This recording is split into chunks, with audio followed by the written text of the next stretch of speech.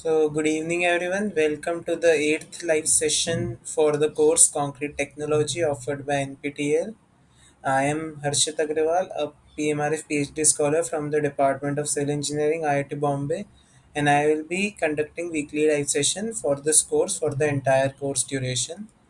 So, first of all, for those who have joined the session for the first time, so these are weekly doubt clearing sessions which are held every Tuesday from 6 p.m. to 8 p.m.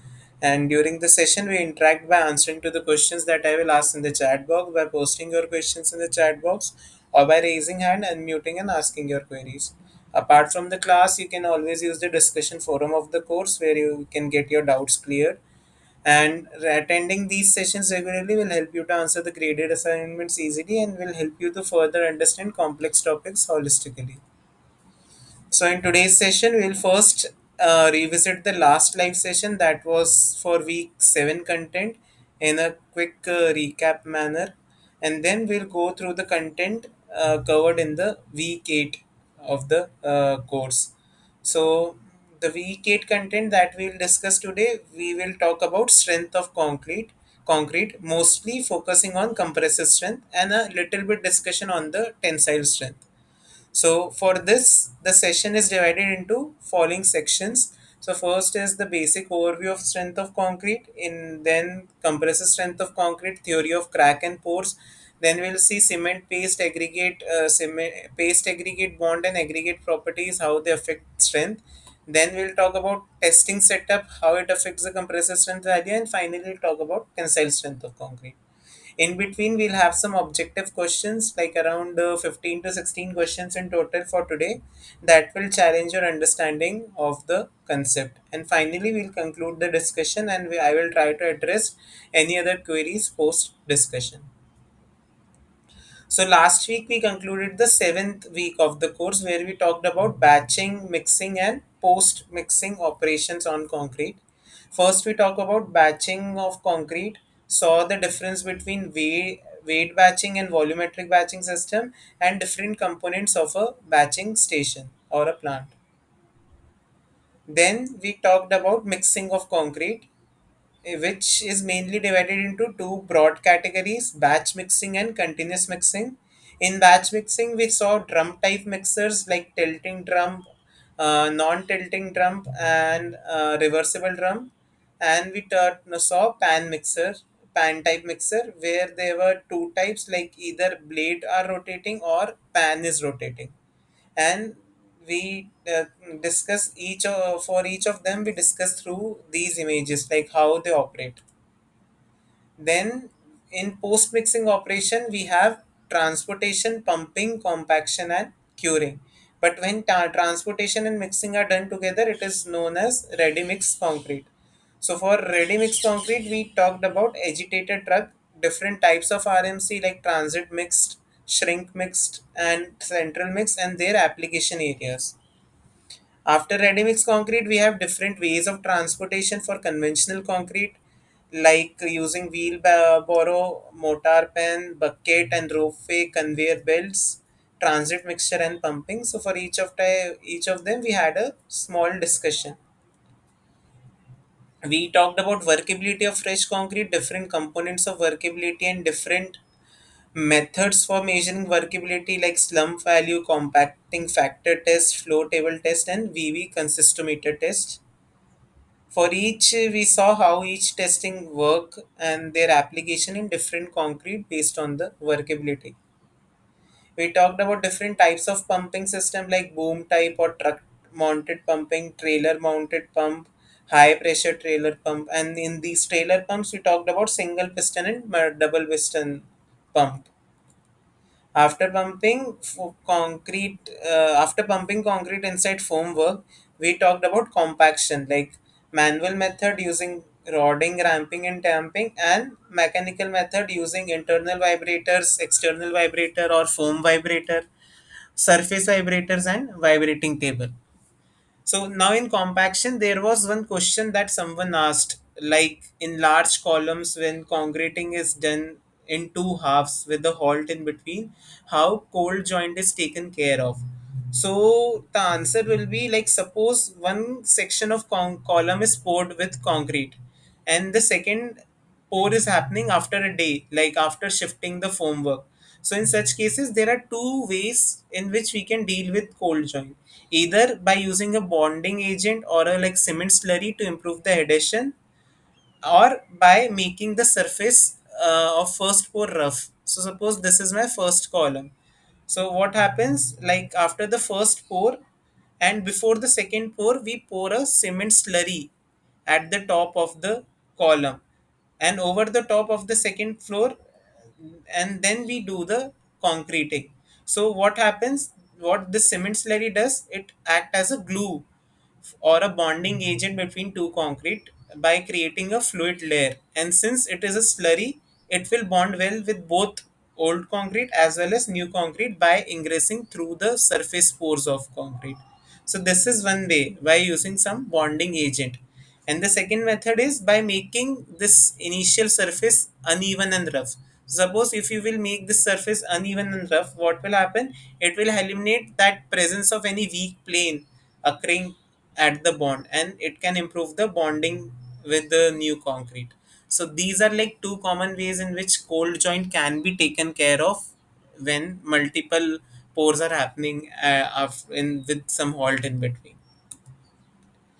Now, after compaction comes the final step, that is curing, which can be done using immersion curing, ponding, spraying and fogging, and wet covering. So for all these are all water based. So these may not be effective in hot and humid condition where there is high evaporation rate, and in such condition we need membrane curing using plastic sheet or water repellent curing agents based on epoxy, wax, or hydrophobic chemicals.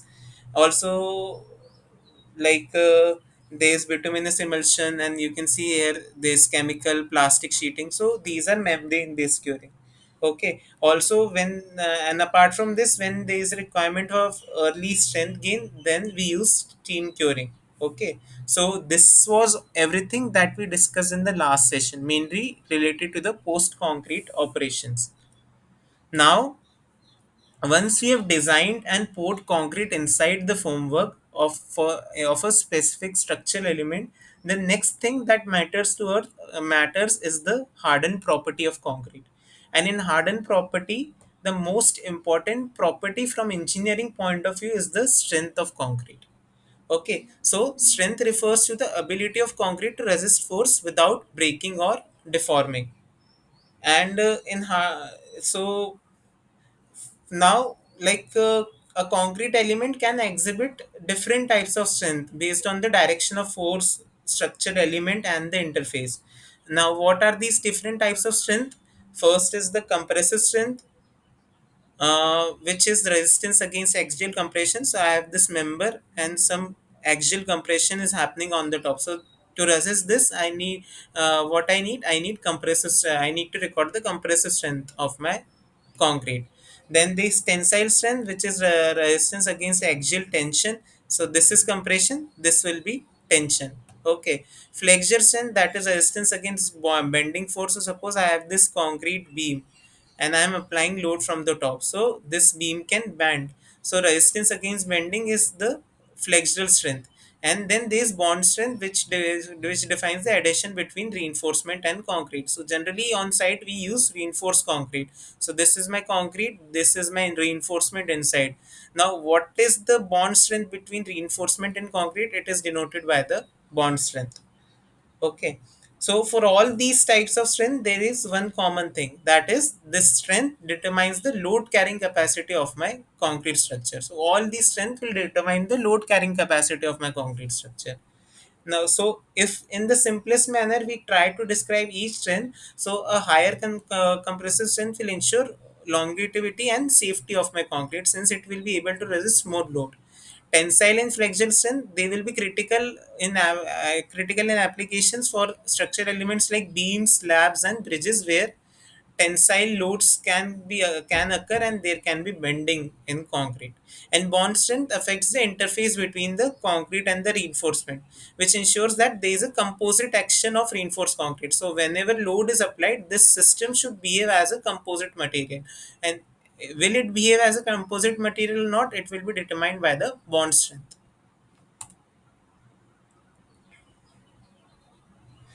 Now, for concrete, it is well known that concrete is strong in compression and weak in tension.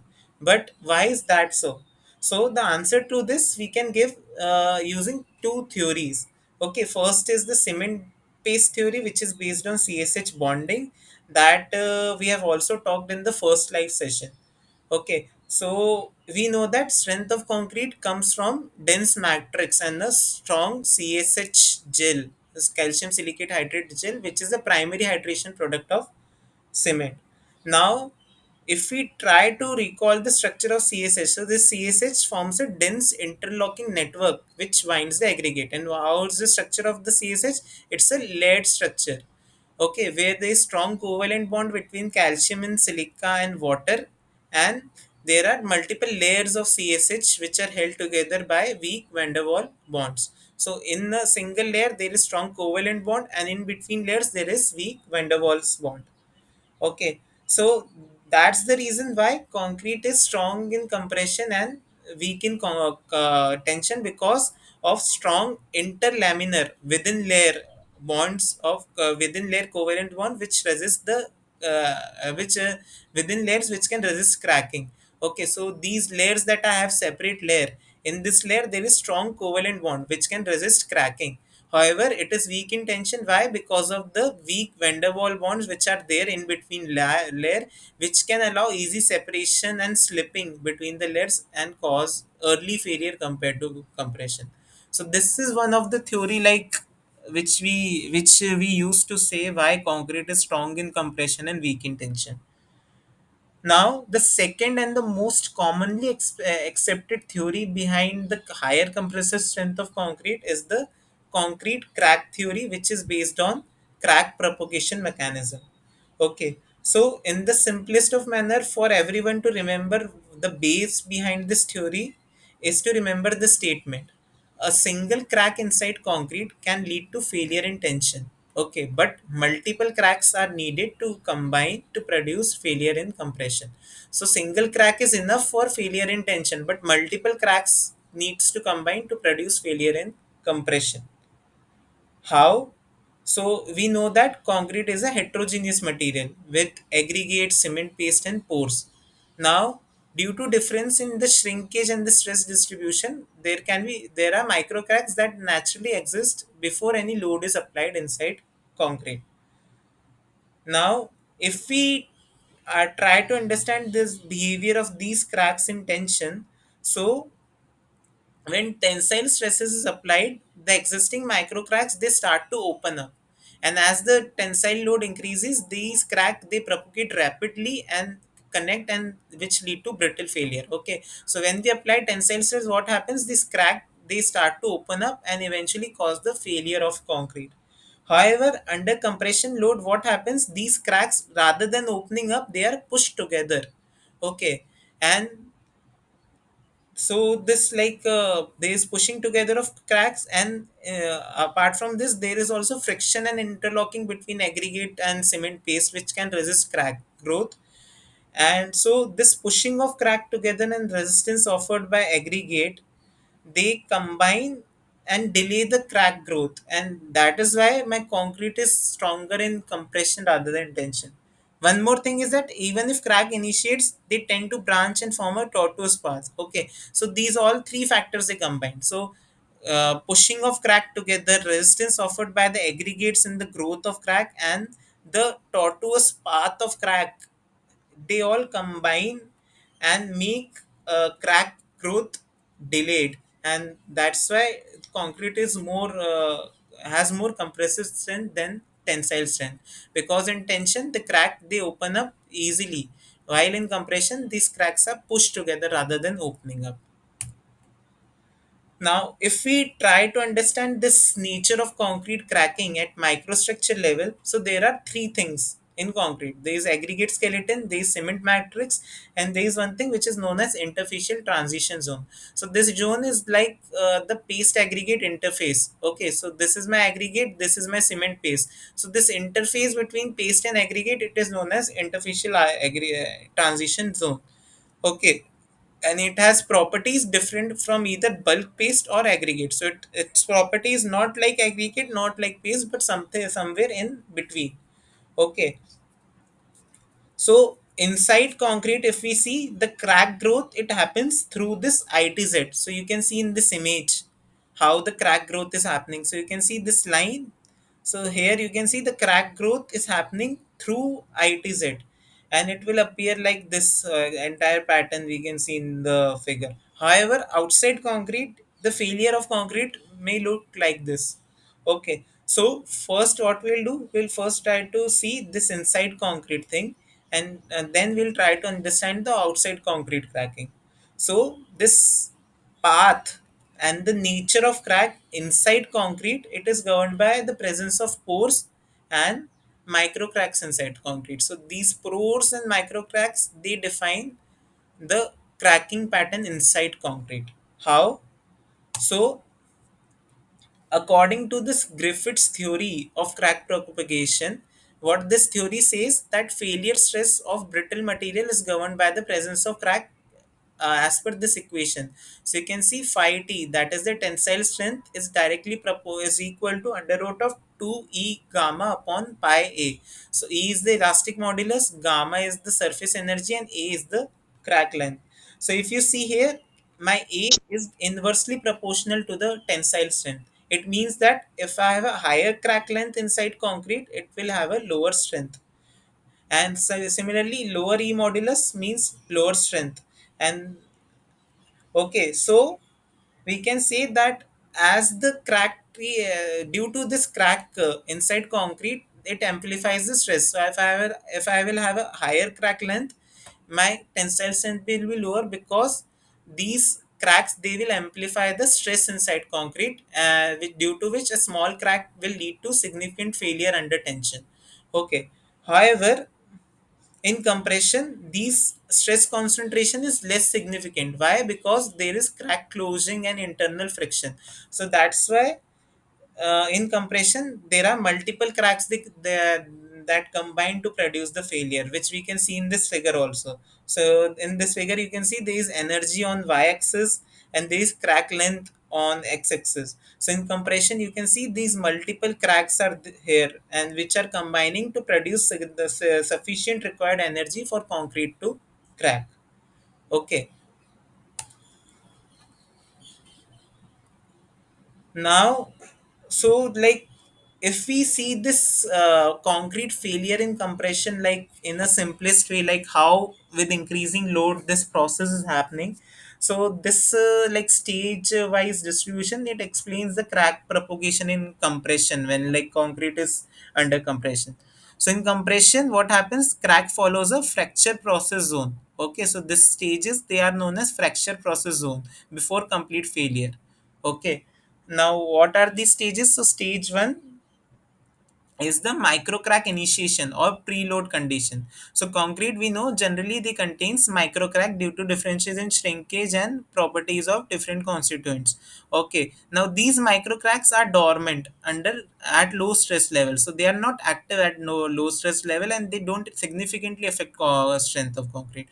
However, when I start to load concrete with some compressive loads. So what happens? These micro cracks, they will grow and there will be stress redistribution inside concrete. So these activity, they happen when my strength is like, suppose my concrete strength is 70 MPa. Okay. Now up till 35 to 45 50 MPa, micro crack growth and stress distribution will happen. So I will continuously load my concrete, okay, with compressive load, and up till 75 and 35 to 45 50 MPa, my micro crack growth and stress distribution will happen. Now what happens due to this? As the compressive strength increases, the micro cracks within the cement paste in ITZ starts to activate. So initially they were in dormant stage. Now they are becoming active. The crack don't propagate rapidly, rather it accumulates and interact. Why? Because there is closing up of air cracks and they are not spreading in compression. So that's why rather than propagating rapidly, that can happen in tension. Here the cracks rather accumulate. They try to accumulate at one location and interact with each other, and as they do this, there is a redistribution, and they also get redistributed due to the bridging effect of my aggregate. Okay, so aggregates also won't allow crack to like easily pass through. If there is aggregate here and there is one crack here and one crack here, so this aggregate will act as a hurdle between these two cracks. So there is redistribution of crack pattern that also happens. Okay, now stage 3 is still 70 to 90% of the strength. So of 70 MPa, the 70 to 90% period will determined by 49 MPa till 63 MPa. So in this loading range, what happens, these cracks which are accumulated, they start to merge and they form a macro crack. So from micro we convert into macro. Okay, so once the stretch reaches the 70 to 90% of compressive strength, the cracks they start to connect and form a larger fracture plane. Okay, so these small cracks which are accumulating, they will now connect and form a larger macro crack. And finally, when my strength value become comes close to my loading value comes close to the actual strength of concrete, the cracks they fully interconnect, which leads to a shear or a explosive crushing failure. Okay, so this is how concrete fails in compression and how crack grows with increasing compressive load. Okay, now this was the effect of crack on the strength, like how presence of crack initially affects the strength in tension and in compression. So in tension, we saw the crack will propagate rapidly. However, in compression, the crack won't propagate rapidly. Rather, they will first accumulate. They will be restricted due to the aggregates, and then they will interact and form a bigger crack, and then convert into macro, and then cause the failure of concrete. So this is about my cracks. Now, how pores influence strength? Okay, so if we see basic law like Power's law, which expresses the relationship between porosity and strength, so this relationship was given according to this equation. So Fc, the compressive strength, is equal to A, which is some constant, empirical constant, times 1 minus P to the power n. So here P is the porosity and Fc is the compressive strength. Okay, so we can see here more is the porosity, lower is the compressive strength. Okay, now when this theory is combined with the Griffith's theory, where the initial crack length we can say is equivalent to the pore size. So this initial crack length, okay, we can say this is a pore. Okay, this we can say is equivalent to the initial crack length. Okay, so if we combine this Griffith's theory and Power's theory law, what will happen, we'll get a equation like this. Okay, which relates the stress in concrete with the initial theoretical stress value, which where concrete is for concrete without any porosity, this is P porosity, and Rm is the microcrack size or the pore radius inside the concrete. So combining these two theory will give us this equation. Now this pore, a pore inside concrete can be seen as a crack of for some specific radius. So that is assuming this, we can combine these two theory. Now this equation, what this equation is suggesting to us, higher porosity will reduce the strength. Okay, so this term 1 minus p, it indicates that the as porosity increases, the effective strength decreases proportionally. And one more relation that we can understand from here is strength is inversely proportional to Rm. So this follows fracture mechanics principle, where material strength is reduced due to microcrack and flaw size that we have discussed in Griffith's theory. So if you have a larger pore or a crack, it can cause lower strength of concrete. Okay, which can lead to brittle failure in the material. So larger is the pore size, lower will be the strength of concrete. More is the pore volume inside concrete, lower will be the strength of concrete. So this is how pores can affect the strength of concrete. Now the next question is why crack passes through ITZ. So in this image that we saw that crack is passing through ITZ, not through aggregate, not to cement paste, but at through the interface. Why is that happening? because apart from conventional pores inside concrete, which are gel pores, capillary pores, and macro pores, there are additional pores that are present at the ITZ. So when we talk about ITZ, apart from these conventional pores, there are additional pores in ITZ due to wall effect. Like I have this aggregate skeleton, so they create a wall effect which can lead cause some extra pores at the ITZ. One-sided hydration growth, so there is aggregate which is inert material, there is cement which is hydrating material, so there is one-sided hydration growth. Here there is no hydration happening, but in this direction where we have cement paste, hydration is happening. So this is known as one-sided hydration growth. Then there is shrinkage due to hydration, and this trapping of bleeding water which happens at the interface of aggregate and cement, which can give rise to additional pores at the ITZ. And since ITZ has higher porosity and larger pore size, it becomes the weak zone where the concrete cracking happens. So the strength of concrete is generally governed by ITZ. Up to about 70% of the ultimate load cracking is largely due to the ITZ crack, because ITZ are the higher porosity and the crack percentage inside concrete. Okay, and the same thing we can see here, like with increasing W by C ratio, what happens? My porosity inside concrete increases, my ITZ weakens up. So that's why we see the strength is decreasing when W by C ratio increases. That is basically due to the weakening of my ITZ. Okay, that happens with increasing W by C ratio. Okay, now try to answer these questions like based on the discussion part of strength that we had till now. And in the meantime, you can ask any doubts that you had in this discussion. So, are there any questions like regarding any of the two theories that we have talked about right now? The cement paste theory I took from the first live session that, if you recall, in the first week of the course, we talked about cement paste, like how CSH is defining the strength. And the cracking theory that we talked today, it is very conventionally used theory to understand the phenomena of strength of concrete in compression and tension. Okay. So just try to answer these questions. For the first question, what will be the answer? Which of the following is the reason behind presence of naturally occurring cracks in concrete?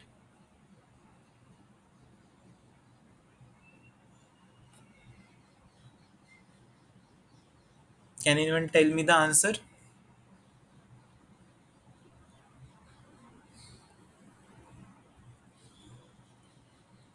Okay, I can see there are multiple answers people are reporting. Can more people try to guess?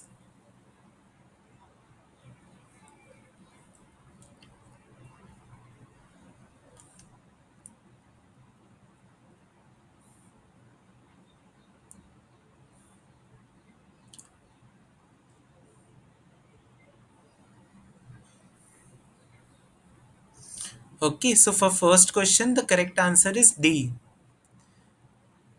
Okay. So shrinkage is an issue we have seen during hydration when we talked about hydration, and later on also we'll talk about shrinkage. Okay, so you will see shrinkage is a one of the reason due to which there is cracks inside concrete. Then thermal expansion difference. So the coefficient of thermal expansion of aggregate and cement paste are not same, and due to that also, since cement hydration is an exothermic reaction, there can be cracks that can generate due to difference in thermal expansion. And third, ITZ weakness, it is also true, because we have seen that ITZ has more cracks due, and which can be influenced by different factors, and that is also reason of naturally occurring weakness of this ITZ is also a reason of naturally occurring cracks inside concrete. So the correct answer is all of the above. Now, second question. According to Griffith's fracture theory, how does an increase in microcrack size affects the tensile strength of concrete? So, can anyone tell me the answer?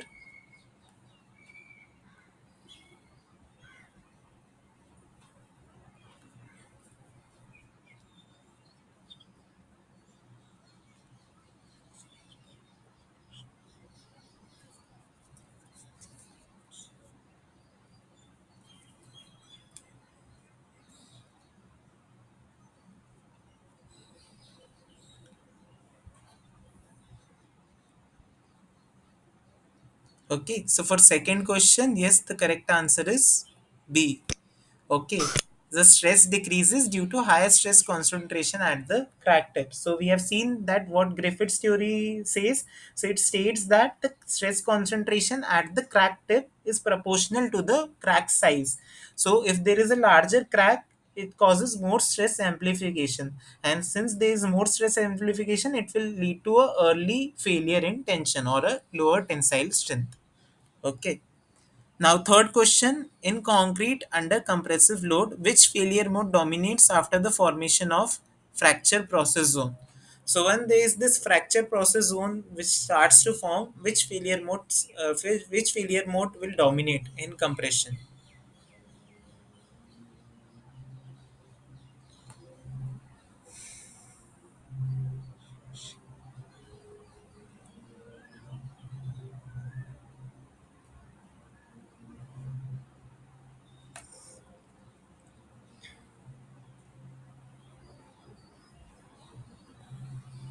Okay, I have received multiple answers. Can anyone else also try to guess?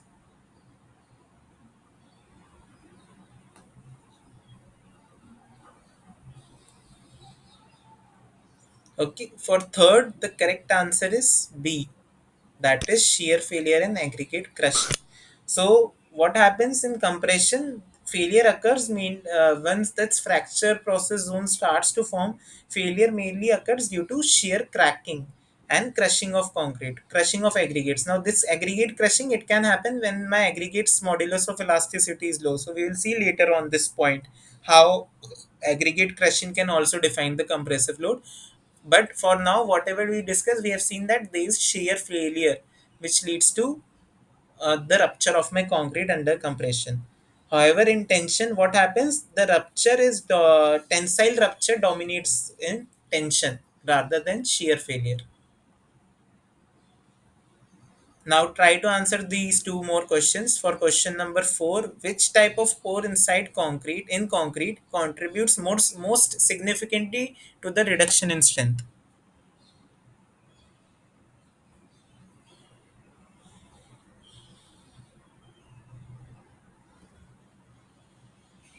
So, what will be the answer for the fourth question?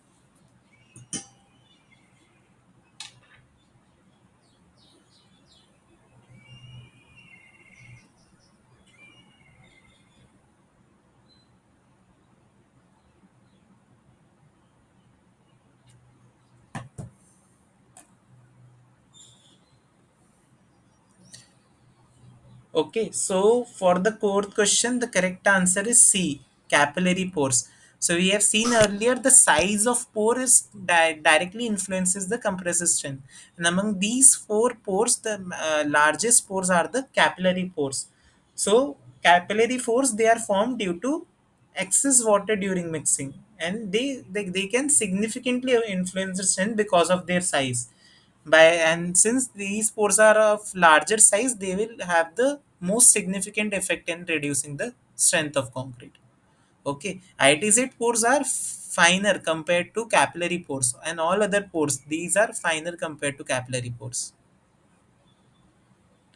Okay, so for fifth question, how does fiber reinforcement? So suppose in my concrete, apart from aggregate, cement, water, I am adding some metal fiber, glass fiber, something. How these reinforcement they improve strength of concrete? Okay, so generally when we talk about high strength concrete, like above M60, M70, we use fiber reinforcement also. So how they are improving the compressive concrete strength? So what will be the answer?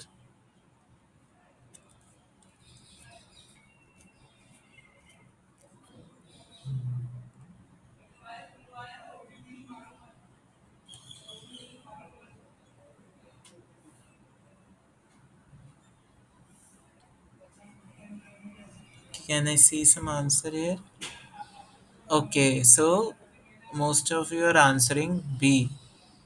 Okay, so the correct answer is B. Yes, you are right.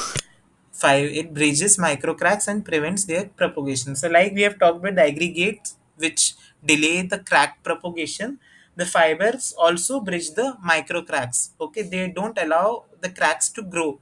which delays their propagation and improves the strength of concrete. Both, all tensile strength, compressive strength, and flexure strength, all the strengths of concrete will improve because these are bridging the crack from its growth. Okay, so that's why when we talk about high strength concrete, we use fibers are very commonly used when we talk about high strength concrete.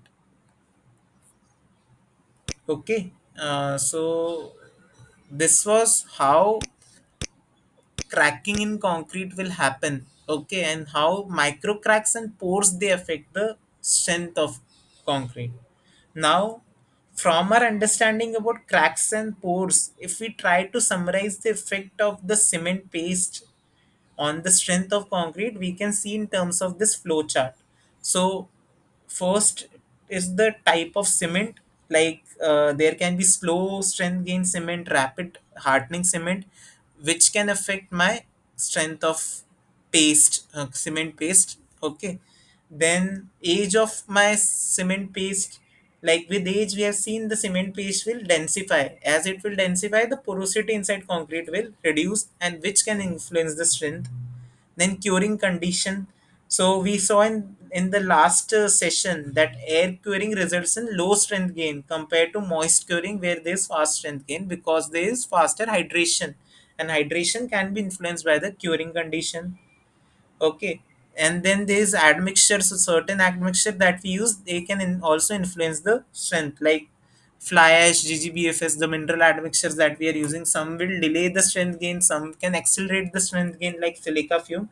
So these can also influence the strength. So these four parameters, what they influence? They influence the degree of hydration. Okay, and the gel structure and composition. So gel structure and composition means the solid content in my cement paste and the pore content in my cement paste. So these are the two things that these factors, initial factors of my cement paste are influencing. Now, higher degree of freedom results in a denser paste, and if there is a denser paste, there will be high strength. While if I have a compact gel structure which has less pores, so my strength will be more. So that is how this gel structure is directly related to strength. While the degree of hydration and the W by C ratio that we have used in creating the cement paste, they govern the capillary porosity inside concrete. Okay, or we can say porosity inside concrete. So higher W by C ratio will result in lower porosity. Lower degree of hydration means there is more porosity. Okay, higher WIC ratio means more porosity, and lower degree of hydration means more porosity. And if there will be more porosity, there will be lower strength of paste. Okay, so porosity, this gel composition and structure, and moisture content, which we will see later on how it affects the strength of concrete when we will talk about the testing system. So these three, they all together combine and influence the strength of my cement paste, and this strength of my cement paste will ultimately influence the strength of concrete. Okay, so this cement paste part mainly account for the porosity and the crack, like at the age of testing. But when load is applied to concrete, the crack doesn't propagate through cement. It passes through the paste aggregate boundary, and thus the strength of that paste aggregate bond becomes important. Okay, so this is important, but this is not the only criteria. Cement paste is not the only criteria. We need to look for the paste aggregate bond because that is the region through which the crack is growing. Okay, so if we see this figure which shows which you have seen in the NPTEL session, it has three curves of strength versus type of cement. Okay, so in this first curve you can see the strength of paste, the second curve is the strength of paste aggregate bond, and the third curve is the ratio between the bond to the paste strength. Okay, so this bond strength to the paste strength, what is the ratio, that is defined in the third curve. So for third curve we are using this right side axis. Okay, and for the first and the second curve we have this left side axis. Okay, so one thing you can observe from this behavior is that the paste strength and the paste aggregate strength, they always don't follow the similar behavior. So you can see like sometimes there is increase in the paste strength, however there is decrease in the aggregate paste bond, so it is not like they both are varying in a similar manner. So we can say that it is not just the paste strength that governs the bond, but it is there are some factors which are associated with the aggregates also, which can play an important role in this paste aggregate bond strength. Okay, so from this observation we have this conclusion that both paste strength and the aggregate property which is influencing the bond strength has the influence on the final paste aggregate bond. And this gives rise to two questions: how aggregate is affecting the paste aggregate bond, and how this effect of aggregates contributes to the property of itz through which actually the crack propagates. So if we talk about different factors that affects the paste aggregate bond, then there are three factors, the major factors which influence the bond. First is the water to cement ratio, second is the aggregate roughness, and third is the aggregate chemical composition. So we'll see each of these factors one by one. Okay, so what is the effect of water to cement ratio? So a higher water to cement ratio leads to weak bond between paste and aggregate. Why? Because there is more capillary porosity, which increases the porosity in the ITZ and weakens the bond. There is lower CSH formation when there is higher W by C ratio. Okay, if there is low cement content, there will be low CSH formation. And since there is lyocell hydration product available to bond with aggregate, my compressive strength of aggregate will reduce. Higher bleeding. So when we take more water, there is chances that water will accumulate at the aggregate surface, which will form a weak layer between the paste and the aggregate, and thus can weaken the ITZ. And due to these factors there is more micro cracks, because there are chances of more shrinkage that can happen at the ITZ, which will lower the strength of my concrete at higher W by C ratio. Okay, so this was the effect of W by C ratio. W by C ratio mainly affects the capillary porosity volume, the CSH formation, the bleeding property, and the microcrack presence, which influences the bond between paste and aggregate, and which in turn influences the strength of my concrete. Now, second is the aggregate roughness.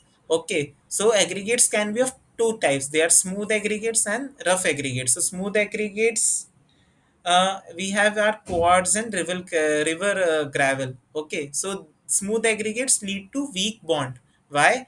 Because of less mechanical interlocking. Okay, so if I have a smooth aggregate, this due to the smoothness of the surface, the mechanical interlocking with the cement paste, it is poor, which reduces the bond, which weakens the bond between the aggregate and cement and reduces the strength of my concrete.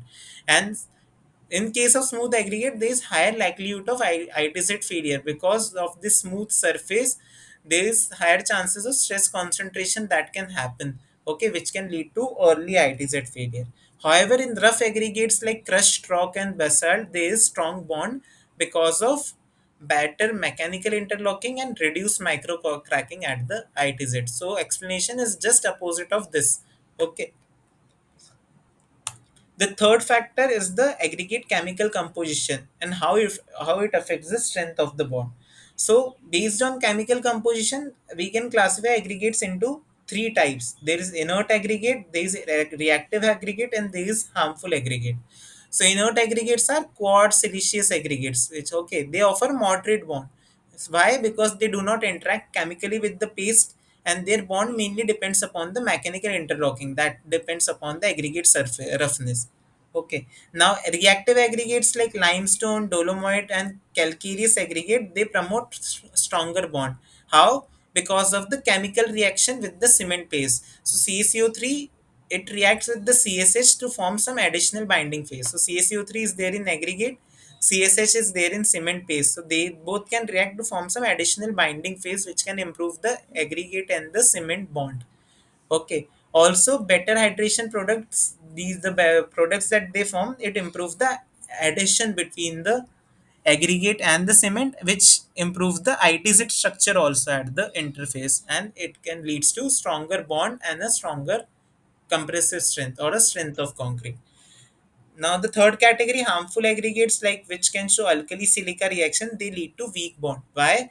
Because these siliceous aggregates, they react with the alkali in the cement to form some expansive gel, which can cause extra cracking at the ITZ, and thus it weakens the bond. Okay, so these aggregates like limestone dolomites, they are preferred over inert aggregate over harmful reactive aggregates when we talk about the paste aggregate bond strength. And this flowchart, it just describes this segment. So the surface roughness and the chemical composition along with the W by C ratio, it influences the paste aggregate bond, and this paste aggregate bond when combined with the paste strength influences the strength of concrete. So here there will be concrete. Okay, it is a misprint. Okay, so they both together influence the strength of concrete. Now, so, like it, we have talked about paste, how it influences the strength of concrete, and the paste aggregate bond, how it influences the strength of concrete. But the aggregate quality, the aggregates that we are using, rather than affecting the bond strength of the paste, it can also directly affect the strength of concrete. So it is not like the aggregate will just influence the bond strength of paste bond between paste and aggregate. The aggregate quality itself can directly influence the strength of my concrete. Why? Because of various factor, the aggregate concentration or how much aggregates we are using in the concrete, the particle size of aggregate, and the modulus of elasticity or density of aggregate. Okay, how aggregate influence the compressive strength? Okay, so we'll see one by one. So first is the aggregate concentration, or we can say proportion. So in mixture proportion we have seen like the volume of aggregate. So that volume is generally in the range of 50 to 80%, and how much is that volume can influence the strength of concrete. So low aggregate volume like less than 50%, it causes weak concrete. Why? Because there is higher paste content, and if there is more paste, there is chances of more shrinkage and micro crack happening. And if there is more shrinkage and micro crack, there is more porosity at the ITZ, which can lead to weaker concrete. Okay, so in lower aggregate volumes system, this is the problem which causes weak concrete. When my aggregate content is at optimum, like in the range of 65 to 70, what happens? We have a strong concrete. Why? Because of reduced overall porosity and good stress transfer between aggregate and cement. So when there is optimum aggregate content, my paste volume is also low, and there is less shrinkage microcracks, which leads to reduced porosity at the ITZ and inside concrete also. And since there is low porosity and more surface of aggregate and cement paste available for interaction, there is good stress transfer between aggregate and cement, and thus there is a stronger concrete which forms. Okay, and if we have excessive aggregate volume like more than 75%, then again we have a weak concrete. Why? Because now aggregates are so much that my cement paste won't be enough to coat all the aggregates. And if there is there is insufficient paste to coat the aggregate, the bond between the aggregates will be poor because ITZ is weak. There is higher risk that aggregates will segregate because they are not bonded properly, and there is higher risk that their compaction won't happen properly because my concrete is not flowable enough because my paste volume is less. Okay, so we don't need low aggregate also and excessive aggregate also. We need a optimum aggregate volume to ensure that my strength of concrete is good. Now, second is the gradation of aggregate. How my aggregate particle size affects the strength of my concrete. So we can see larger aggregates like more than 10 mm, they have a mixed effect. How? So larger is the size of the aggregate, lower is the surface area. If the surface area is low, the water demand will be low, and if the water demand will be low, there will be reduced porosity, shrinkage, and micro cracks at the aggregate surface.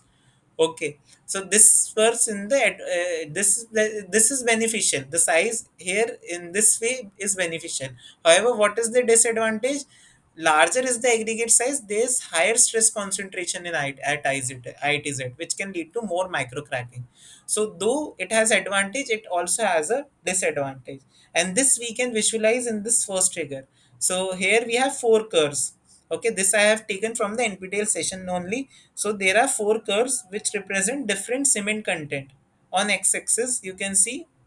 Okay, so these are four different cement content. Here you can see the values. Okay, on x-axis we have the aggregate size, and on y-axis we have the compressive strength of concrete. So initially you can see as the aggregate size is increasing, the strength is increasing. Why? Because of lower surface area, which reduces the shrinkage, porosity, and micro cracking. However, after a certain size, we can see the strength starts to decrease as the micro cracks increases due to the stress concentration at the ITZ.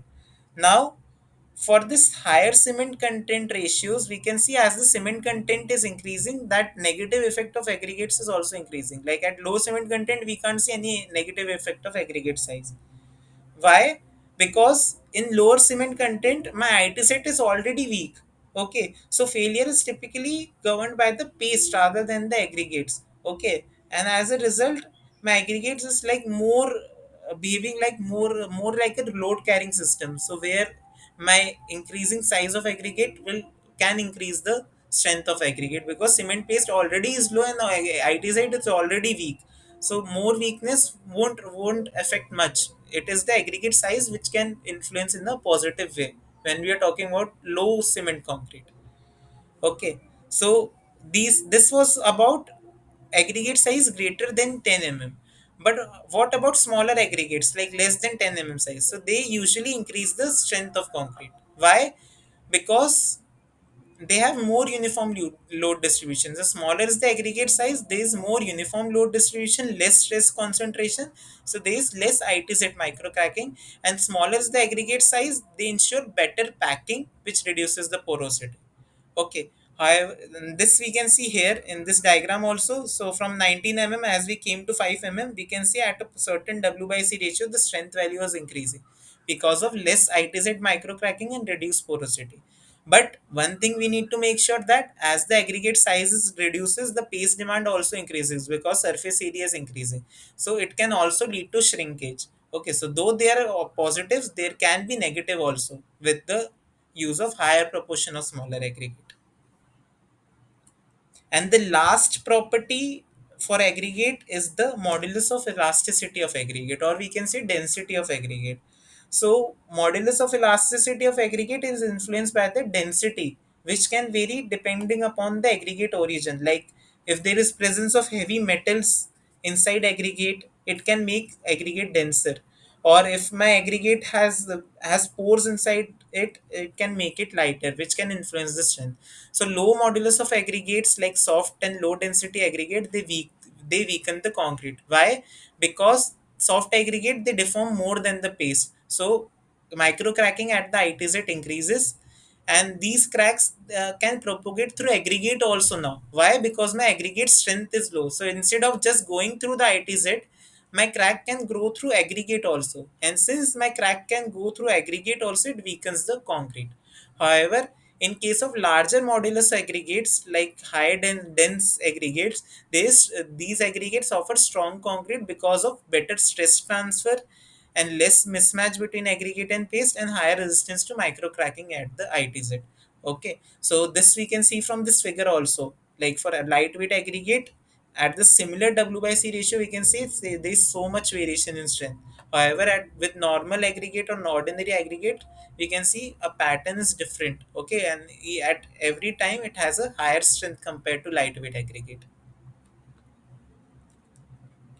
Okay, so this table we can complete now. So before this section, we have talked about this part. Okay, now aggregate quality, rather than just influencing the paste interface, aggregate paste interface, it can directly on itself can also influence the strength of my concrete. Okay, here it will be concrete. So due to the proportion of aggregate, the particle size of aggregate, and the modulus of elasticity, it can directly influence the strength of concrete. And its surface roughness and the composition, it can also influence the paste aggregate bond, which can influence the strength of concrete. Okay, so these are like various factors along with the paste strength, which influence the strength of concrete. Compaction factor, like we have seen from the last session only, so that's why I have not introduced here again. So it is also one of the external factor which can influence the strength of concrete. Okay, so this was about how internal factors of my concrete can influence the compressive strength of concrete. Now try to answer these questions, and in the meantime, if anyone has any doubt, they can ask in this section where we have talked about aggregates.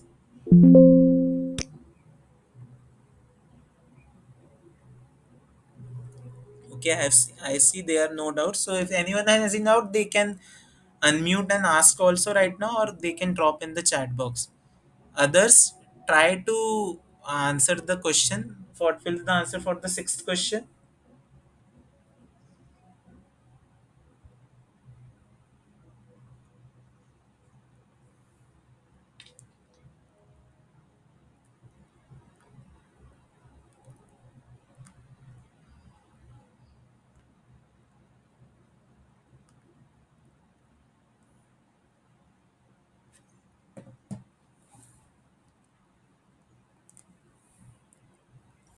So what sixth question says, if the modulus of elasticity of aggregate is lower than that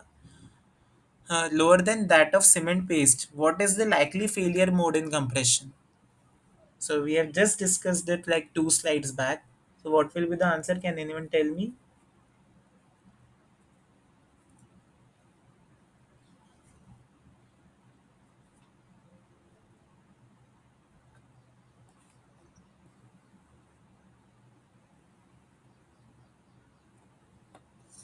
Okay, so for this question, there can be two answers which can be correct.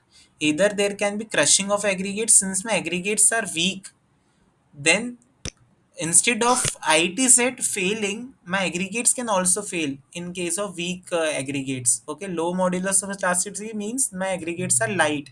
If they are light, they are not dense, then they can also fail under compression. So crushing can also happen, and cracking at ITZ due to stress mismatch can also happen, that we have already discussed few sessions ago, few slides ago. Okay, so both can be the answer for this question. Question number 7. Which of the following statement is false about ITZ in concrete? So, can anyone tell me the answer for this question?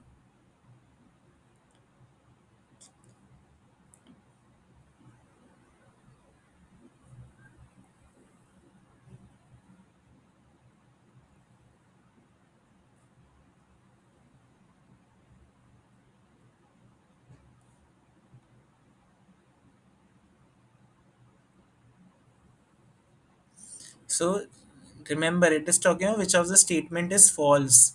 Okay. So, what will be the answer? You need to select the false statement out of the four, not the correct one. So, three statements are correct. One statement is wrong about ITZ.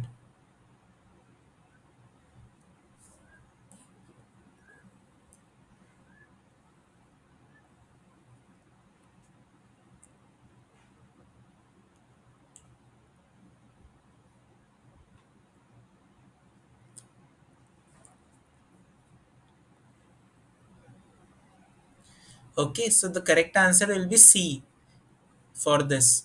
Okay, so ITZ, a higher W by C ratio, instead of strengthening the ITZ, it weakens the ITZ due to increased porosity and reduced CSH content. Okay, so that's why it is a false statement. ITZ is the weakest region, that we know, it is true. Higher aggregate roughness reduces the ITZ defect, it is true. And larger aggregate size generally creates a weaker ITZ than smaller aggregates. That is true. Only the false statement is the third one. Higher W by C ratio will reduce the strength of ITZ rather than increasing the strength. For question number 8, again, which of the following is not a reason why high modulus of elasticity aggregates enhance the concrete strength? Okay, so again, three are correct and one statement is wrong. Which statement is wrong, you need to find.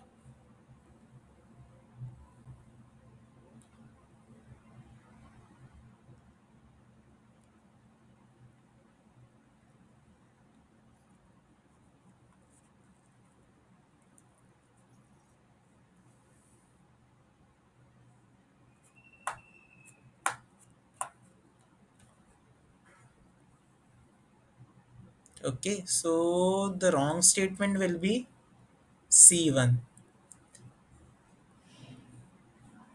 Okay. How? So we have seen higher modulus of aggregate, they improve the stress transfer that we have seen. They have they are more compatible with cement paste, which reduces the chances of thermal stresses due to thermal expansion. So that is true. They resist microcrack formation at IDZ, that we have seen it is true. The only incorrect statement is they deform more under load. So generally, high modulus aggregates, they deform less, not more. They enhance the concrete strength by reducing the ITZ microcracks and results in better stress transfer. So they deform less under load rather than more under load. Now, try to answer the question number 9. Which combination of factors would likely result in a strongest concrete mix? So, there are different factors that you can see are mentioned here. Okay. Now, which combination of factor will result in the strongest concrete mix? I need the strongest concrete. So, for strongest concrete mix, which following factor combination is the best?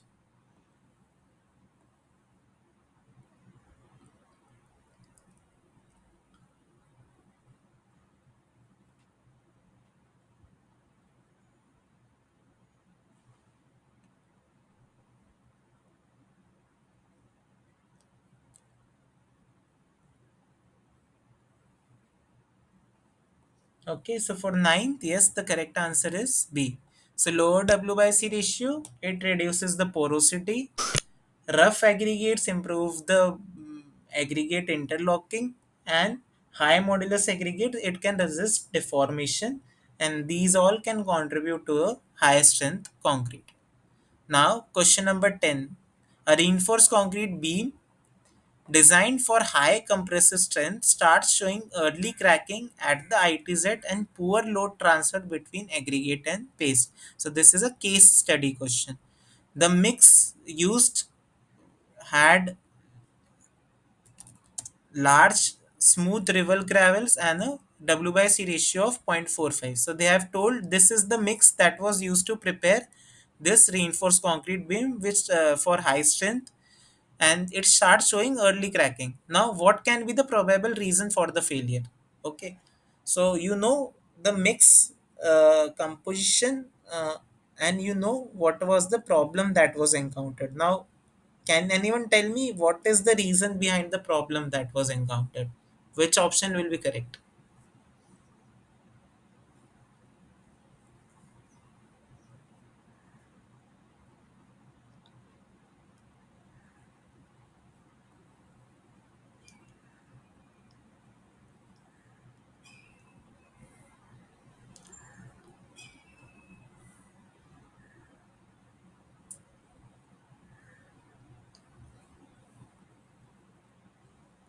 Okay, so for 10th question, the correct answer is A, not A and C.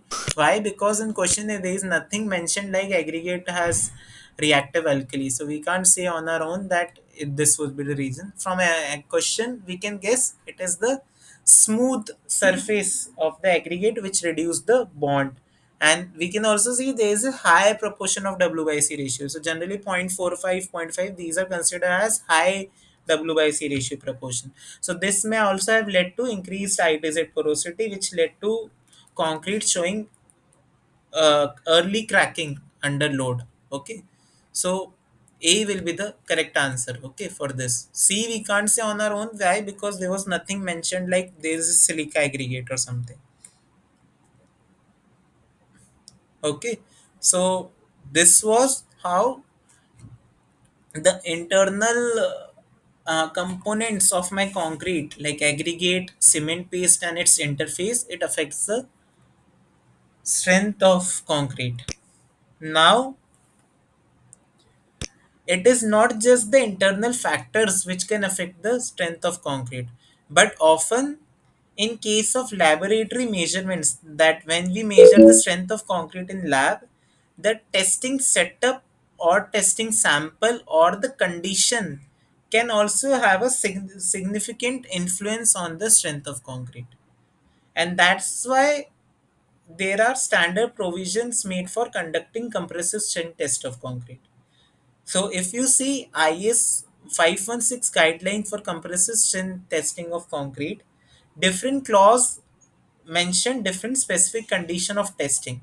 Okay, so like clause 2.8 says specimen should be cubical in shape of 15 side, and if the maximum aggregate size does not exceed 20 then 10 aggregate 10 side cubes can be used.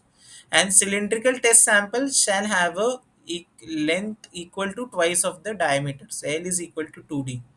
Okay, and they shall have 15, they shall be 15 in diameter and 30 in height. So these are the specification. It is mentioned for conducting compressive strength testing in lab before dimension.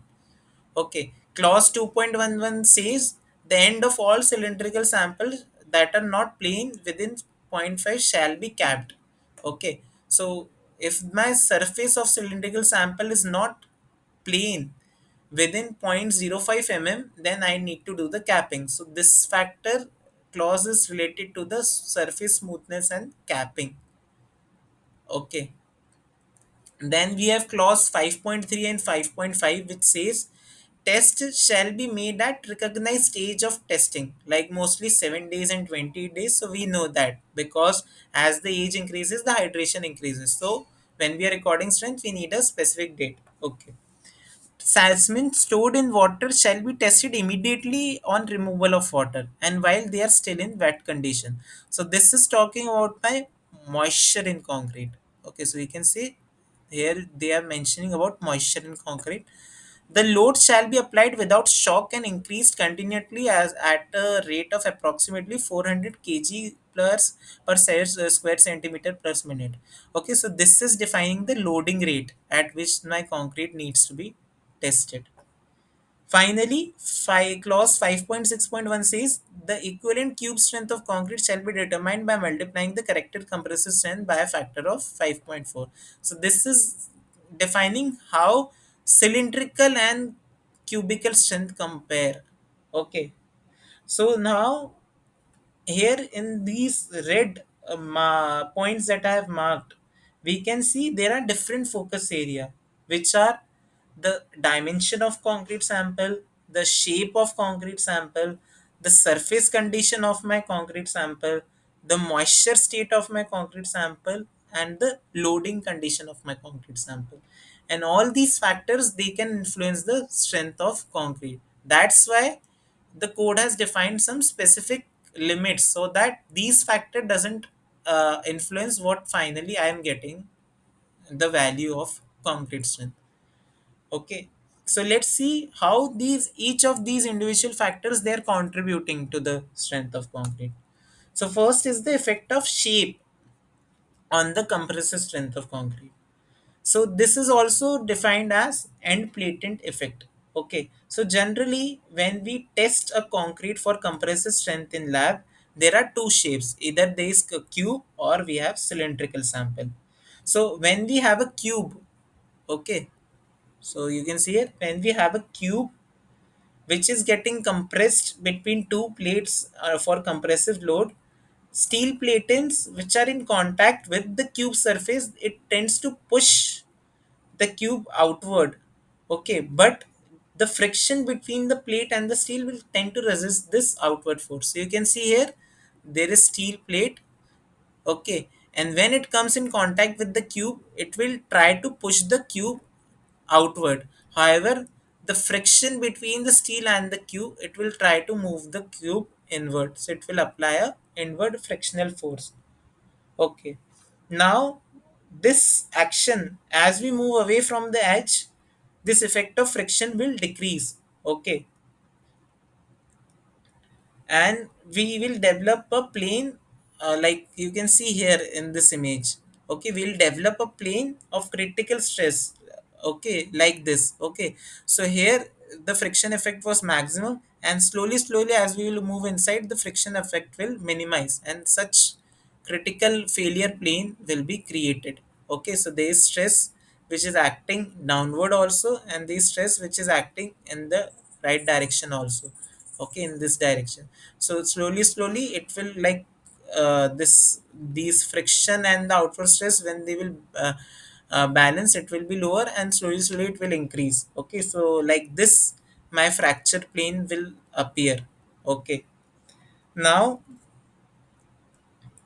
this effect of end plating, it lasts up to 0.866d. So this effect that we are seeing, okay, where my friction minimizes, okay, this lasts up to 0.866d. So up till here only this end plating defect due to which friction is coming will last. Beyond this there will be no frictional resistance. Okay. Okay, so in case of cube, we can see this 0.866d is greater than zero point 0.5. Okay, so that's why this end plating defect is in cube, it is throughout the cube, and we see a failure of this type. However, in cylinder, we can see my depth is 2d. Okay, so half of the depth is D, which is greater than 0.866. Okay, so there is portion in between cylinder which is in pure tensile stresses. Okay, by the load in outward direction. Due to this, my cylindrical concrete shows a lower strength because of this presence of weak area in the cylinder, which where there is no resistance offered by the end plate defect. Okay, and this effect of plates is what defines the difference between the specimen dimension on the strength of concrete. Okay, so in cube we have end platen effect throughout the concrete, while in cylinder this effect is only till a certain depth. There is a zone in between which is purely under tensile stress, which makes a cylinder fail early compared to cube. Now, after shape comes the dimension of the concrete. Okay, so larger specimen shows lower strength than smaller ones. Why? So, if I will take 150 cross 150 mm cube and I will take 100 cross 100 mm cube, 100 cross 100 will give me higher strength compared to 150 cross 150. Why? Because in larger specimen there is higher probability of defects. As the size will increase, probability of having defects in terms of voids, micro cracks, and heterogeneity inside concrete will also increase, which will lead to early failure in concrete. Also, a higher height to diameter ratio in case of cylinder. Okay, it increases the slenderness, which can lead to buckling effect, which reduces the strength. Okay, so one is this higher probability of defect, and the second is H by D ratio. Okay, so as the in larger specimen, both have a negative influence on the strength of concrete. So for cylinder, if my H by D ratio is not 2, I need to apply some correction factors to normalize the result. So if my H by D ratio is less than 2, the strength is overestimated due to lateral confinement. Okay. So you can see here, if my H by D ratio is less than 2, my 0.66 factor may become greater than the actual depth. Okay, so whatever strength I'm getting, it will be overestimated from my standard sample size. Okay, so for that I need to apply some correction factor, and if my H by D ratio is more than 2, then buckling can happen. So like this, my concrete may buckle due to load, and which can reduce the strength. Okay, so for that also I need to apply correction factor. So these are, this table gives the correction factor. You can see for H by D ratio 2, the correction factor is 1. However, as the H by D ratio decreases, I have certain correction factor to account for the overestimated strength value. And in this table, you can see the effect of size. Okay, so as size is increasing, so 100 to 150 mm, if my relative strength is 1, so if I will decrease the size, my strength will increase, and if I will increase the size, my strength will continuously decrease. Okay, this is the relative strength. So suppose here my strength was 50 MPa, here it will reduce, it will become somewhere near 47.5 MPa, and if I will increase the size further, the strength value I will get as 45 MPa only. So this is the effect of size and the H by D ratio of on compressive strength value. Next is the loading rate, at what rate I am loading the concrete between end plates. Okay, so higher loading rate, it increases the strength of concrete. Why? Because as the loading rate will increase, it will reduce the time for micro cracks to develop and propagate. And since the time for micro cracks to develop and propagate reduces, my strength increases, and I will see more brittle failure rather than fracture. Okay, and lower loading rate, it lowers the strength of concrete. Just opposite to this, because at lower loading rate, my micro cracks will have more time to grow and connect before failure. So if they have more time to grow and connect, they will cause early failure rather than delayed failure, and my fracture is more gradual, which will like resemble long term creep behavior. Okay, so you can see here how the application of stress, it influences the strength of concrete. Okay, so strength as a percentage of strength at zero point 0.2 mpa per second. Okay, so as the stress application increases, you can see there is larger reduction in strength value.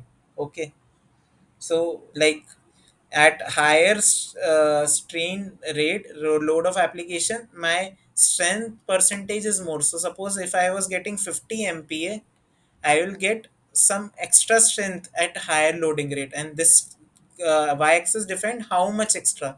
So 150% more, 140% more, 120% more than this value. So it depends upon the loading rate.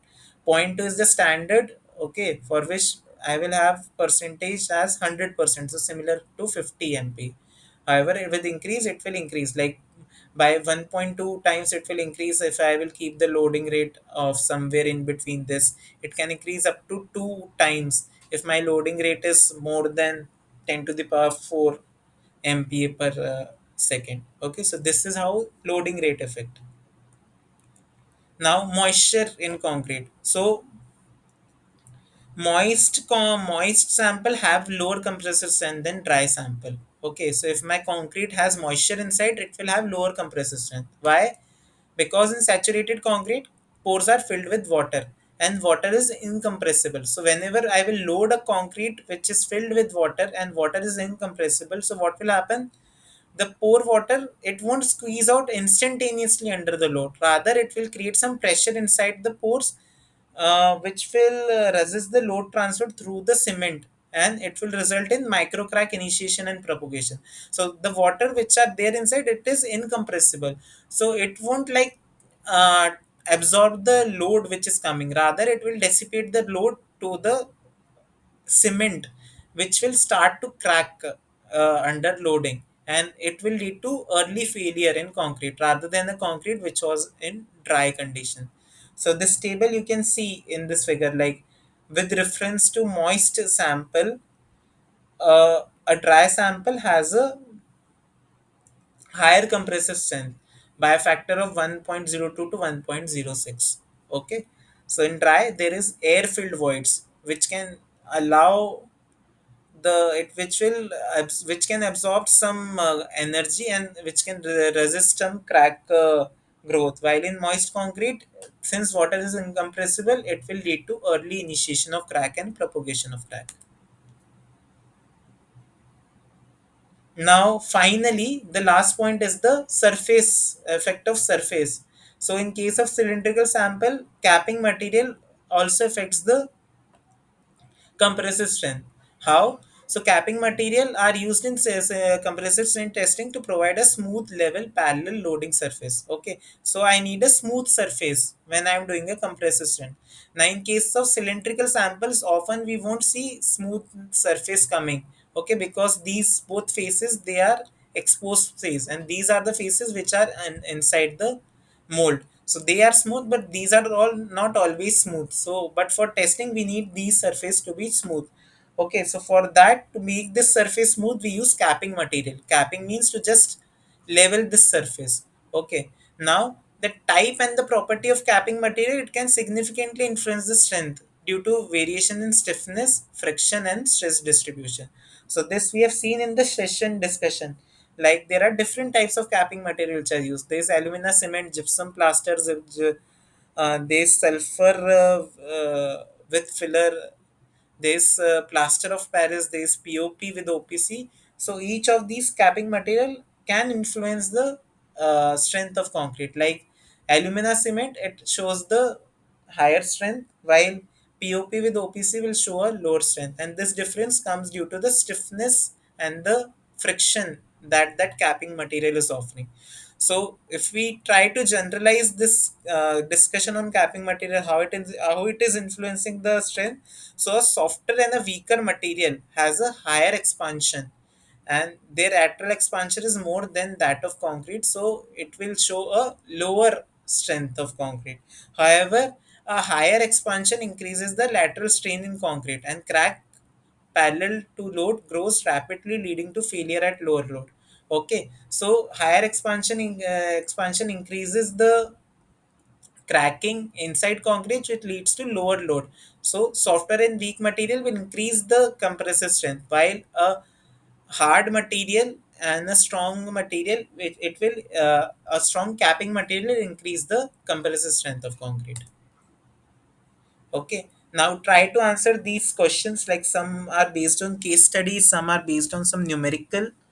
Okay, so second question is a numerical, first question is a theory. Okay, try to answer this question, and in between, if you have any doubt regarding how the testing setup is affecting the compressive strength in like how we have discussed right now, you can also ask that.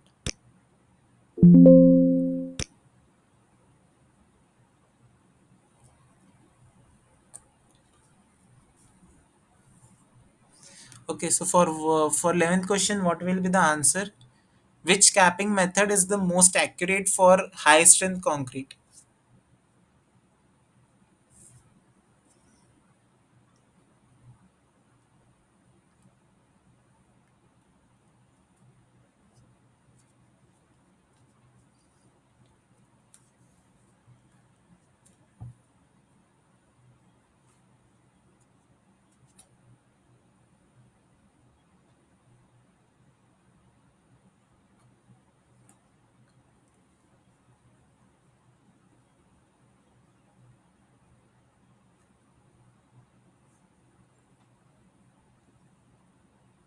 Okay, so for 11th, the correct answer will be D. Okay, how? So let's see. So it is like any form of capping, it has a negative influence. Okay, how? Because this is my sample, this is my capping material. So the capping material is actually reducing the friction between the my plates and the concrete. Okay, so any form of capping will reduce this lateral confinement of my concrete. So better is to make my concrete surface smooth by grinding rather than using a capping material. So if we have that provision where we can remove the surface irregularities without adding any additional material, then it will be better compared to using any form of capping. Okay, so that's why the correct answer is D. Now, question number 12. A concrete cylinder has a diameter of 150 mm and a height of 300 mm, which is tested for compressive strength using three different capping methods: sulfur capping, rubber capping, and gypsum plaster capping. What is the percentage variation in the strength due to different capping method? So, how we calculate the percentage variation? Can anyone tell me the answer for this question? That I will tell you. Question number 12. What is the formula? Try to think what is percentage variation. Akash, what you are not able to understand? Which question?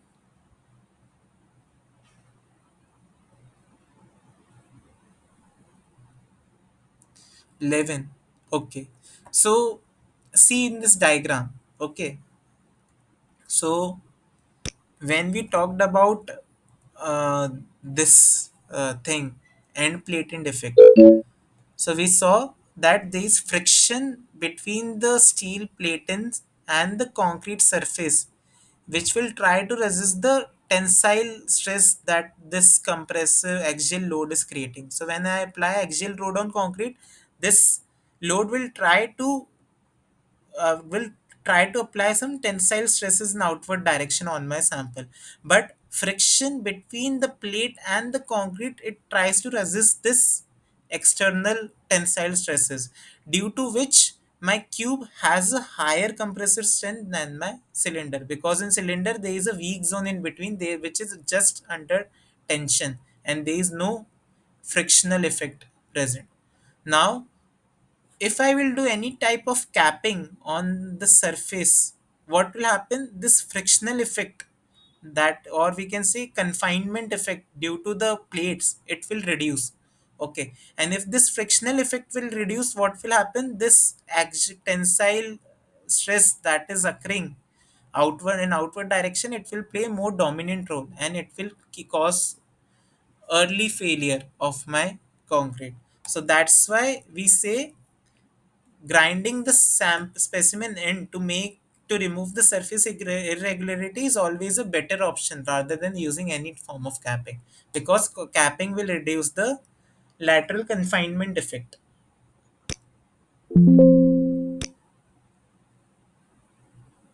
Is it clear now?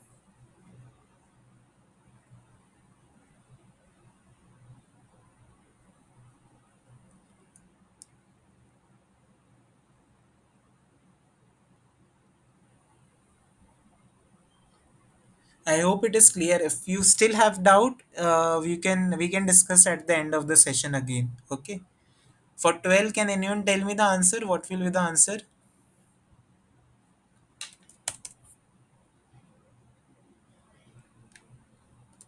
So like percentage variation, how we define percentage variation? It is the difference between maximum and minimum strength.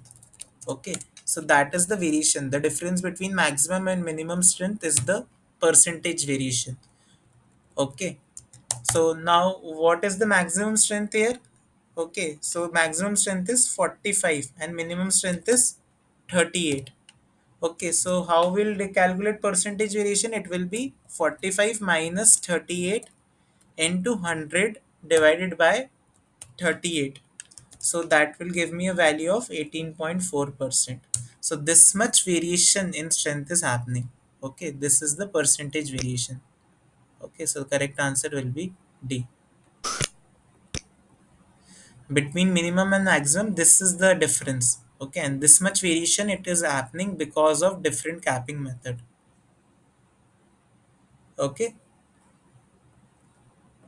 now these are two case study questions. Okay, so just try to read the question completely and try to answer. Okay, I will maximize the screen. Okay, question number 13. A research team is studying the effect of specimen size on the compressive strength.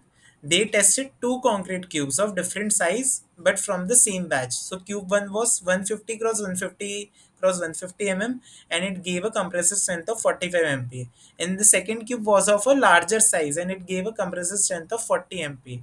Now, what is the most logical explanation for the lower strength of larger cube? Why larger cube is showing lower strength?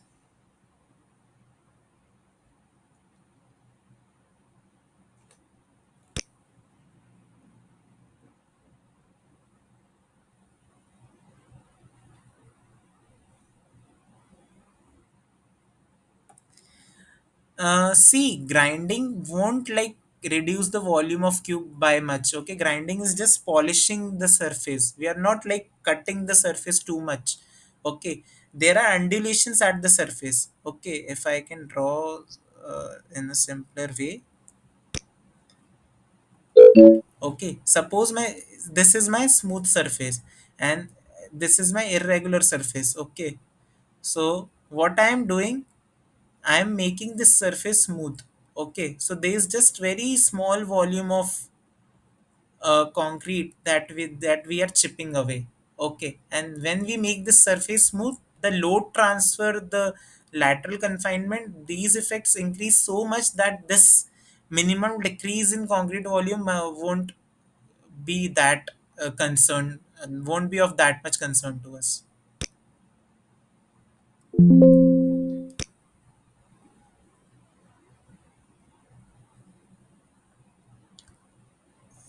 Okay, so for 13, the answer will be A. We have already seen this in our discussion. Larger specimen has more internal defects and microcracks, which lead to early failure. So that's why they observed a lower strength value in 300 mm side cube. Question number 14. A precast concrete plant is testing cylindrical concrete for from the same mixed design but under different curing condition. Specimen A is cured moist core in 95% RH for 20 days.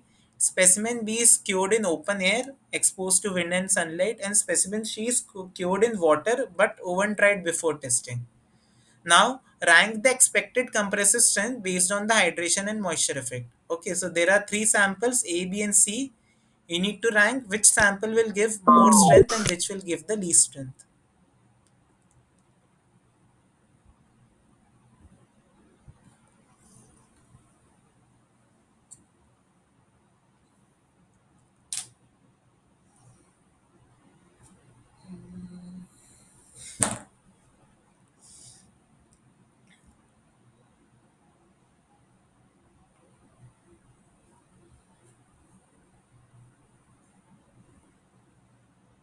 Okay, I have received one answer. Can anyone other try?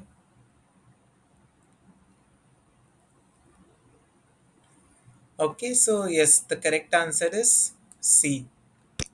So we have seen in our discussion, dried, this sample was cured in water. C and A both are cured in water, but it was oven dried before testing. So C will have more strength than A. And B, it was cured in open air. So since it is cured in open air, it will show, it won't hydrate that much compared to A and C. Okay, so that's why B has a lower strength compared to C and A. Okay, so correct answer is C. So this was all about compressive strength of concrete, internal and external factor affecting the compressive strength of concrete. Now, after compressive strength, the next thing is the tensile strength of concrete. Okay, so we know concrete is a brittle material which is strong in compression and weak in tension. We have seen the theory behind it. Now, the tensile strength of concrete is critical because it governs the crack formation and propagation. It affects the structural behavior under flexure and shear load, and it determines the bond strength with reinforcement in reinforced concrete. So, though tensile strength is weak in concrete, it is still important to measure. Also, since concrete is weak in tension, that's the reason why we are using steel reinforcement inside concrete. So when we talk about reinforced concrete, we use steel reinforcement. Why steel? Because steel is strong in tension and it is thermally compatible with concrete also. So these two, both these unit like steel and concrete, they both work together as a single strong unit which can survive in both tension and compression. Okay, so now how to measure the tensile strength? So direct tensile strength of concrete is only 8 to 15% of compressive strength. Okay, so this is how much low the tensile strength of concrete is compared to compressive strength, and is generally given by this formula: Ft is equal to zero point 0.7 times under root of FCK. Okay, however, since my concrete is brittle and difficult to test under tension, so like pulling of concrete like this, it is difficult. Compression is easy, but the pulling of concrete like this is difficult because of the gripping and because of its brittle nature. It will be difficult to test under direct tension. Isliye, that's why several indirect methods are used to determine the tensile strength of concrete. And what are these methods? First is the split tensile strength, which is performed as per IS 5186 guideline. And second is the flexural strength testing or modulus of rupture tests, which is performed as per IS 516 guideline. Okay, so first is the split tensile strength. So in this, what we do, we take a cylindrical concrete specimen of 150 mm dia and 300 mm height, and we load it diametrically along the length. So we have seen in cube for compressive strength, what we do, our sample is like this. Okay, this curved faces are at the top and the bottom. Okay, I have not drawn it properly. Just wait.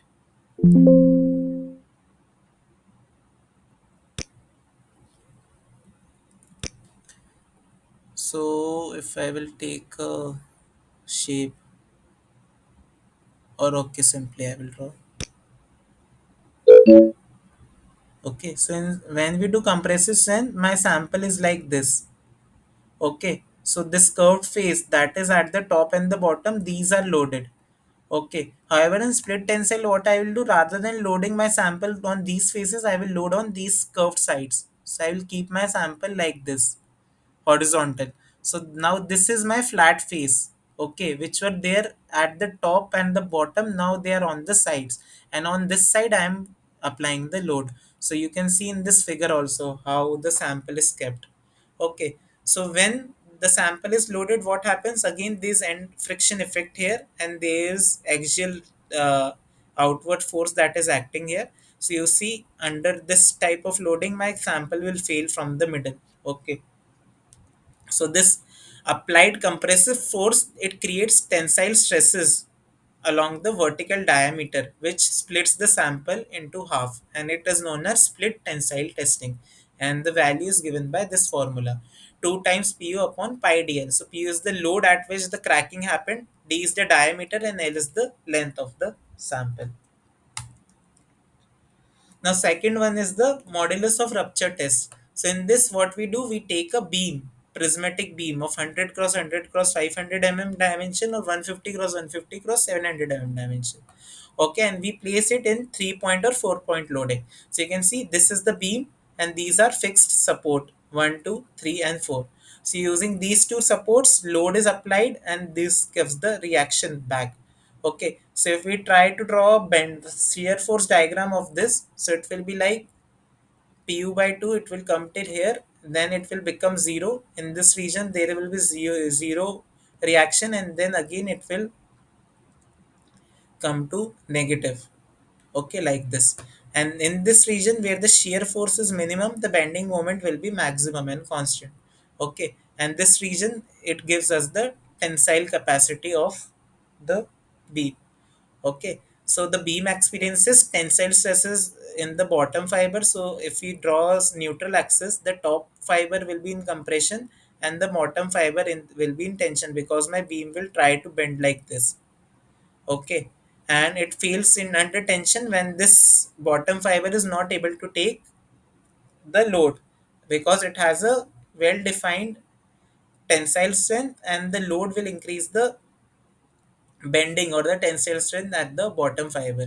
Okay, so based on the like assembly, there can be different formula. So for 4 point roller, the formula for tensile strength is pi l upon bd square, pl upon bd square. So p is the ultimate load, l is the length, b and d are the side dimensions. Okay, and for 3 point loading, it is 3 pl upon 2 bd square. So in 3 point loading, there are three supports like this. Okay, and my beam is present at the center. So through this, I am applying load, suppose P, and this will give me the reaction P by 2 and P by 2. Okay, so bending moment shear force diagram will be something like this in shape of a cone. Okay, so no, it is like something like this cone, arrow. Okay, and bending moment will be something like this. So it will be maximum at the center at a point only. However, in 4 point loading, we have a complete region where bending moment is maximum. So that's why 4 point loading is generally preferred compared to 3 point loading. Now try to answer these two questions based on tensile strength testing. So we have seen two types of testing: split tensile and flexural strength, modulus of rupture. So question number 15 says a high performance concrete was tested for tensile flexure strength and split tensile strength, and following values were recorded. So for one it was 7 MPa and for 4 MPa. Now what can be inferred from the behavior of this concrete?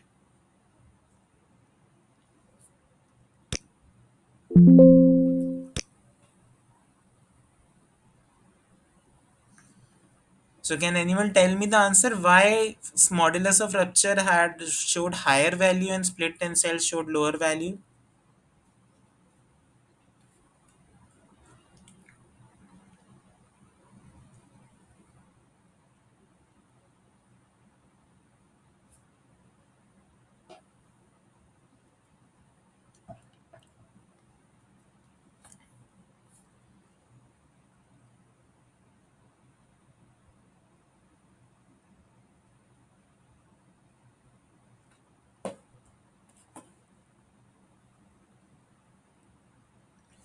So for 15th, you are saying answer is C. Can anyone else try?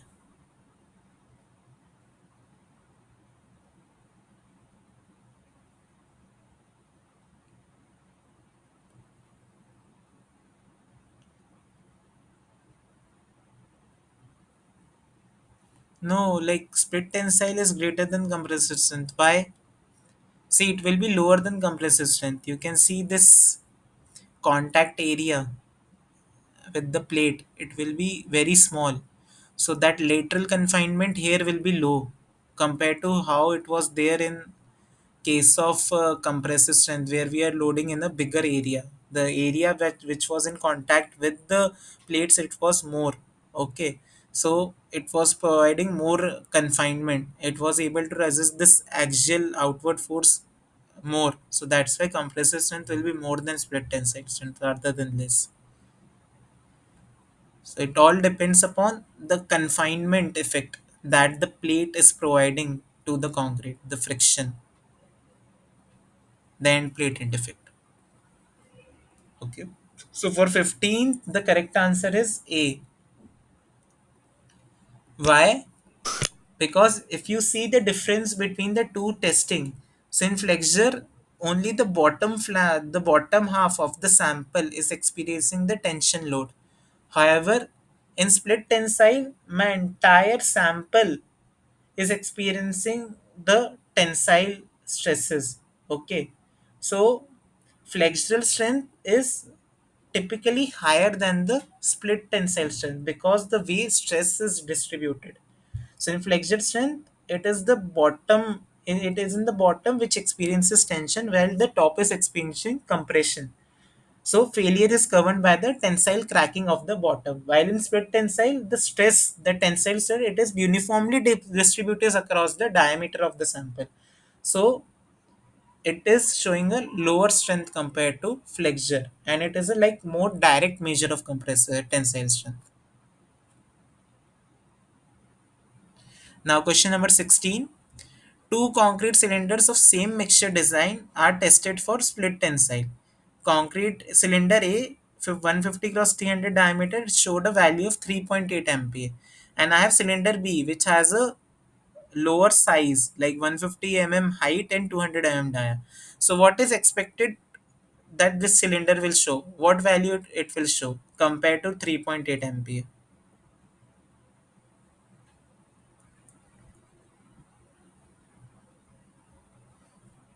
What formula used for 2 point and 4 point loading?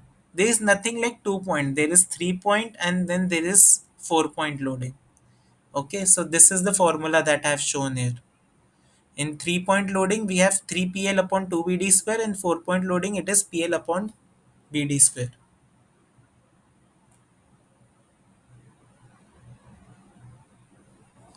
So you need a frame which is generating the reaction and two frames which are resisting the reaction. Okay. And you need a point which where will the uh, shear force will be minimum and the bending moment will be maximum. So into 3 point, it will be like a point at the middle which will experience maximum bending moment, while in 4 point there will be a complete section of L by 3 in the middle which will experience the maximum tension or bending moment. So for 16, the correct answer is B. Why? As we have seen earlier, larger samples have more probability of containing flaws and cracks. So they show a lower strength. Okay, so if I will decrease the size of my sample, I may get a more strength compared to 3.8 MP because of its lower size effect. Okay,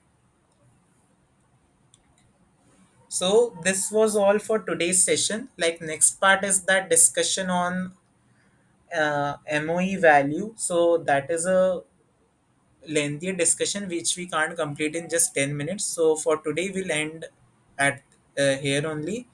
So we have discussed about strength of concrete, the theory behind why concrete is strong in compression and weak in tension.